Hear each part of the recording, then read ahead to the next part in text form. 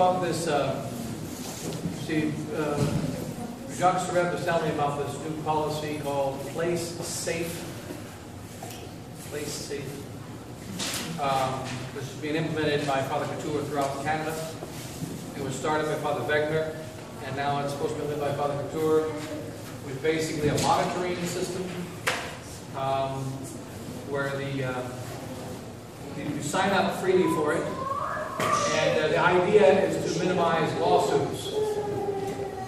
So that in order to get insurance, you have to follow all these procedures, you know, basically primarily against pedophilia and against any hate crimes. So people will sign up to be monitors. So if there are monitors amongst the people watching the priests, watching the teachers, then the insurance price goes down, something like that.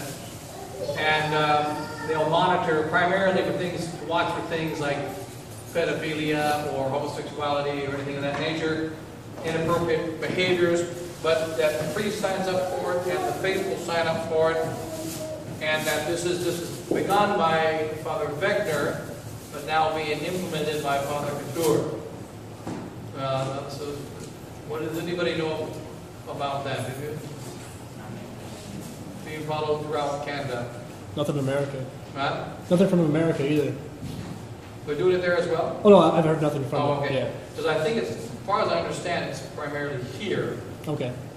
Maybe it'll be implemented later. But the idea behind it is the insurance, you know, worried about lawsuits. I think that's the idea behind it.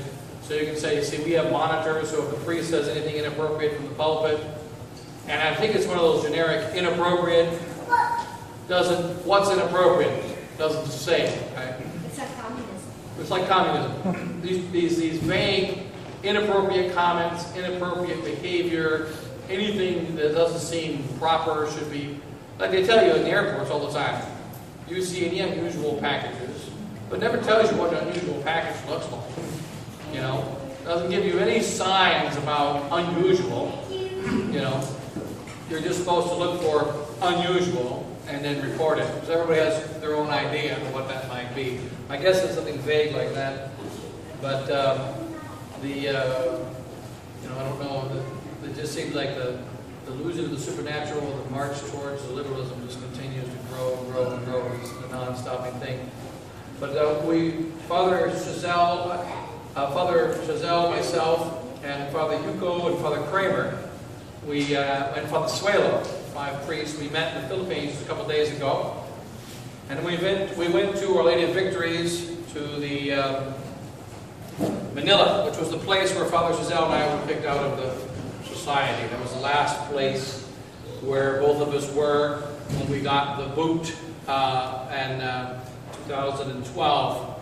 And Father Couture wouldn't allow us to say Mass on the side altars anymore. This is before our expulsion, but it was the last place we were physically inside our society chapels, and after that we were not allowed in. So that was in, I think, August or September of 2012 was the last time that we were thrown out. And so we went back there. We saw Father Onoda, Japanese priest and superior there. He's been the station there since 1993, and been the superior, I think, since 2010 or 11. And talked for about 4 hours, well, maybe 3 hours, Father, standing in front of the sacristy outside. And the beginning of the conversation, Father Hugo had never met Father Onoda. And at the beginning of the conversation, Father said that the syllabus of errors may not be infallible. We used to think it was infallible, but Cardinal Joseph Ratzinger said it may not be infallible. So maybe it's not infallible. And then Father Hugo said, "What seminary did you go to?" I said, "Well, I went to Wicombe." He said, "Well, you couldn't have learned that in Wicombe. We obviously don't quote Cardinal Ratzinger as the authority on doctrine. And he can be an authority on heresy, because it's pretty safe if he believes it, it's a heresy. So that could be a pretty safe litmus test for heresy and evil, but not for the truth. And, you know, then of course Father primarily said that the principal problem of the resistance, Father Onoda, is that Father Pfeiffer and Father Chazelle, the two of us, we always exaggerate, take things out of context, and say half-truths. So exaggerate, take things out of context, and say half-truths. And in the course of the conversation, Father was showing that he's trying to find a way to justify the new theology of the society. And he came up with a theory that Father Hugo and Father Giselle had never heard before, and that is that how do we deal with the question of the two churches? Are there two churches? He wouldn't really give a clear answer. Archdiocese of Lefebvre, remember, there's a conciliar church and there's a Catholic church. The Pope is somehow mysteriously head of these two churches. He's involved in these two churches, the false church and the true church. And that so there are two churches, the conciliar church, the Church of the Council, and we're not calling it the Church of the Council, as Lefebvre pointed out. They call it the Church of the Council. They're the ones that came up with the notion, Church of the Council. We're following the Council. And you hear that from Paul VI, from John Paul I, a few days he was Pope, John Paul II, Benedict XVI, and now Francis. They all call themselves popes, bishops, priests of the Council. They don't call themselves popes of the Roman Catholic Church. The last one doesn't even believe in the Catholic God, and doesn't even call himself Pope. So, but they always refer to themselves as representatives of the Council. If you read the St. Pius V, or whoever the Pope is after Pius V, it might have been Pius VI, I don't remember who was later, but anyway, Pope after Pius, St. Pius V, he never called himself the Pope of the Council of Trent. He wasn't the Pope of the Council of Trent. And before that, there weren't the Pope of the Council of Constance, or the Council of Vatican I. You didn't hear Leo XIII say, I'm a Pope of the Council. I'm going to follow the Council. Never, never, never. They follow the Catholic Church of the last 2,000 years, and the Council of Vatican I, Trent, etc. implemented. So it's so clear from their own language, they call themselves another church. It wasn't an invention of Archdiocese of Lefebvre traditions. So we say that there are two churches. There are two churches. It's certainly a great mystery, but we human beings often belong to two camps. We are creatures that are good on Monday, bad on Tuesday, and so on. So very often, people belong to two camps, even though we're not supposed to. St. Thomas Aquinas talks about this. He says angels can't do it. Angels belong, when they make a decision, it's irreversible. Angels can only commit one sin, and they can only do one virtuous act. They can never do two virtuous acts, and they can never do two sins, because they make a perfect choice. When St. Michael decided to obey God, that's it. He can never change his mind. And when Lucifer decided non serviam, that's it. He also can never change his mind, because the angelic mind and the angelic heart is perfect. And it makes a perfect, which means complete decision. But the human mind and human heart is imperfect, which means incomplete. So we make incomplete decisions. Therefore, man can be in a more complex position than angels can. So that you commit a sin one day, you go to confession and you're a saint, next day you're a sinner, next day you're a saint, next day you're a sinner. This is possible for human beings and not possible for the saints, for the angels. So it isn't without precedent to see that there can be two churches. It's them that gave the name, Church of the Council. There we are. I think it was Cardinal, Bellini, or whatever his name was back in the 1970s, that mentioned the Archdiocese of Lefebvre in 73 or 74. So, how do we deal with it? Archdiocese of Lefebvre said there were two churches. Now, Father Nelly, Father Pfluger, and Bishop Foulet, and the new teaching of the society say there's only one church. So we've got a problem here, and within the SSPX we have a problem, because we say we follow the teaching of Archdiocese of Lefebvre, and here we have an example where Archdiocese of Lefebvre taught two churches, and Bishop Foulet teaches one church. So many priests are trying to find a way to marry the two teachings, so that they are not contradictory. Now the method of Father Onoda, I've been thinking about this the last 2 years, he says, I think of it as though that the new church is like a fetus. It's in the state of a fetus. It's kind of a new church in potency. So that it's a new church that's not yet perfected. It's not yet grown to be a fully new church yet. So there's still only one church. But inside this church there's a fetus, which is somehow growing to perfection, and that it wouldn't become a false church or another church until and unless there's an infallible proclamation from Rome. For instance, everybody must believe in religious liberty or they're going to go to hell. Everyone must believe in homosexuality or they're going to go to hell. But in fact, we mentioned the Father said the devil doesn't work like that. The devil doesn't say, you must believe in homosexuality or you're going to go to heaven. That's speaking like a Catholic. The devil doesn't speak like a Catholic. Catholics speak in absolutes. We say, you must believe in the Blessed Trinity or you're damned.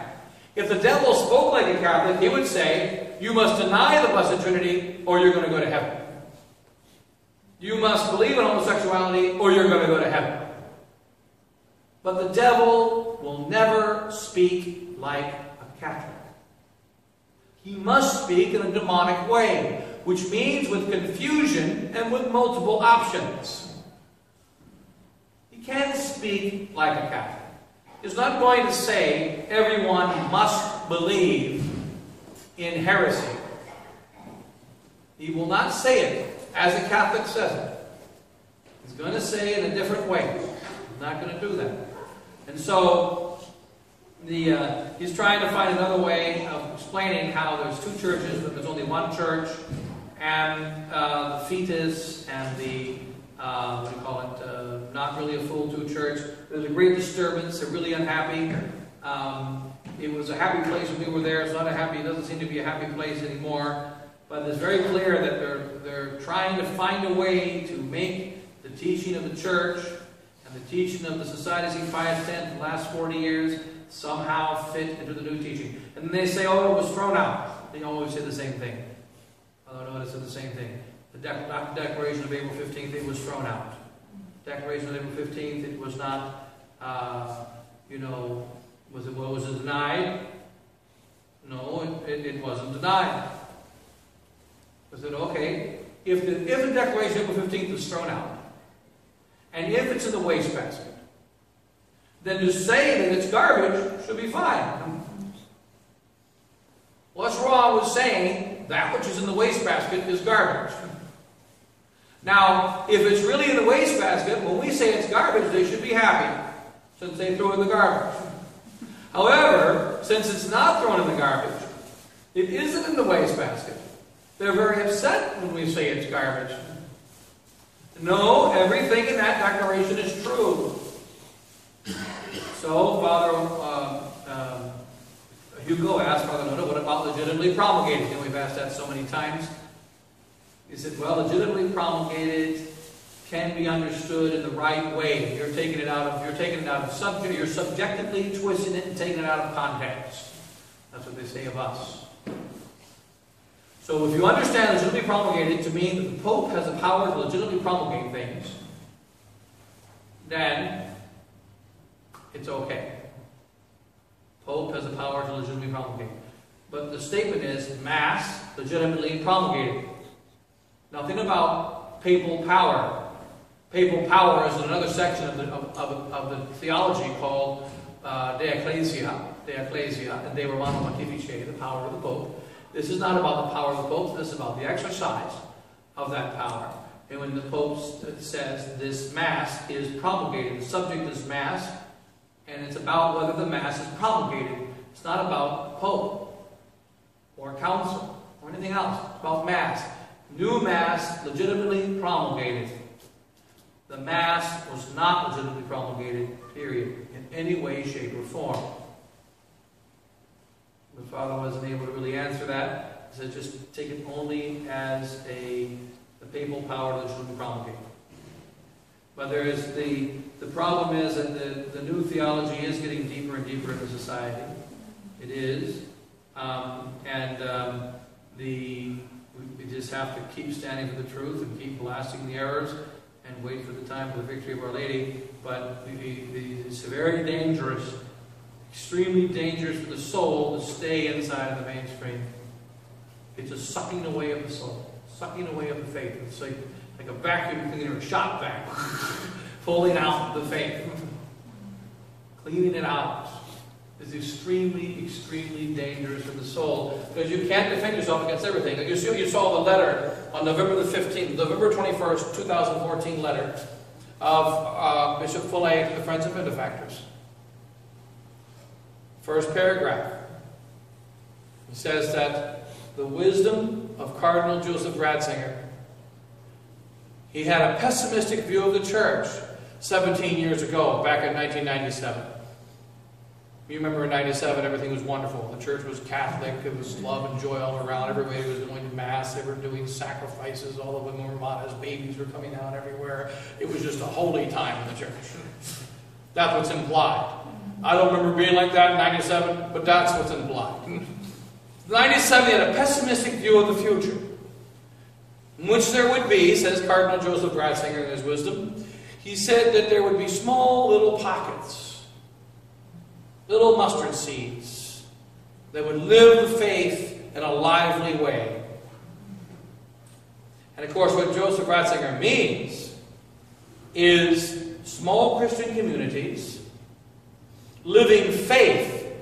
And remember, from Cardinal Ratzinger, faith does not mean you believe in anything. It's just the act of belief, not what you believe in. If you've seen the movie, I think it was in the early 2000s, Polar Express. The Polar Express is supposed to be the story, a little boy gets on a train, goes to the North Pole to see Santa Claus. How many times is Santa Claus mentioned in that movie? 0. Not once. And at the very end, it says, believe. But it doesn't even say, believe in Santa Claus. That's the Cardinal Ratzinger view of faith. The act of believing. It doesn't matter if it's Santa Claus or nothing. Maybe you believe in Nirvana. Maybe you believe in Santa Claus. Maybe you believe in Christ. Maybe you believe in your dog or a house or a tree. It doesn't matter. The object of belief is irrelevant. It's like on the wall there. Dream, believe, and inspire. Doesn't tell you what to believe. This is Cardinal Ratzinger's idea of faith. That's what he means by faith in that quote. That quote is being twisted to try to have some kind of Catholic sense. That in the future there will be little small lively communities believing. There will be a believing community over there, another believing community here, another believing community there. This one believes in Buddha, that one believes in Ganpade, this one believes in whatever. That's what Cardinal Ratzinger means. And he's quoting Cardinal Ratzinger. Talk about out of context. These guys love context. Well, they're quoting him out of context. Then there's it's pretty easy to catch that one. Joseph Ratzinger saying something good. This causes your Catholic psyche to have lights to go off, explosions in the mind. But then in the second paragraph, Bishop Fuller says, the church has been the way it is for at least 1,500 years. Now that's not as obvious. That's a very serious problem. What year is it right now? 2015. When was Jesus Christ born? 2015 years ago. When did he found the Catholic Church? 33 years after his birth. Was that 1,500 years ago?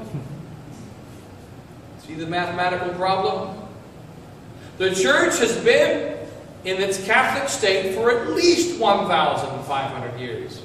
Maybe even 1,600 years. In other words, the 12 apostles weren't really bishops like St. Albert the Great or St. Alphonsus. They weren't bishops like St. Alphonsus. They weren't bishops like St. Pius X. They were a different kind of bishop. And St. Peter wasn't a pope like St. Pius X.